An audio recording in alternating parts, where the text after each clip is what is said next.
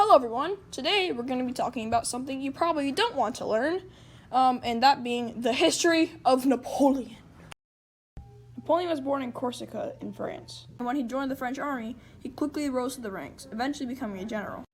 Look at him wave his little arms around. Anyways, for Napoleon's first mission as general, the French sent him out to fight a war that they were desperately losing.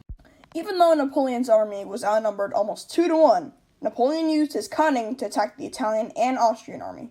He moved his army at a pace of around 30 miles a day, while the Italians and Austrians could only move at around 7 or 8.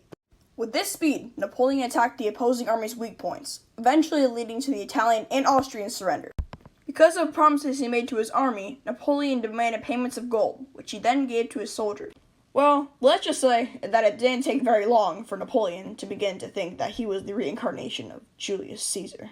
Well, in a nutshell, this guy decided to go to Egypt and try to take it over.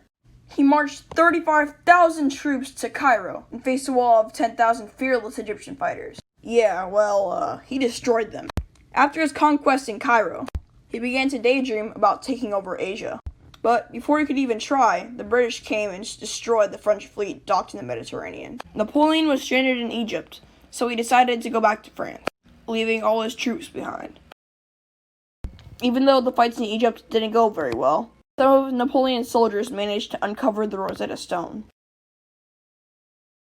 Anyways, Napoleon returned home to find his country in ruins. The country had almost no money left, there were a bunch of enemies on the attack, and the French government was in ruins. And well, long story short, Napoleon finds a way to make himself king. He literally snatched the crown out of the Pope's hand. With Napoleon being king, France was constantly at war. Almost all of Europe was fighting Napoleonic France. Somehow, France still won more land than all the other countries combined.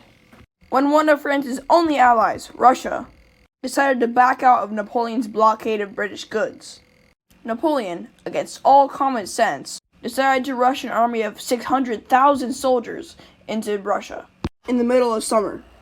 And so, Napoleon marched his army from France to Russia. The Russians fell back in retreat, overwhelmed by the amount of soldiers that France had. As they retreated, Russia burned the towns behind them, so that France could get no supplies for their soldiers. Because France had no supplies, they suffered a lot of diseases, and people deserted. But, finally, France met up with Russia in a final battle called the Battle of Borodino. France won. Napoleon and his armies marched triumphantly into Moscow, only to find the city in flames.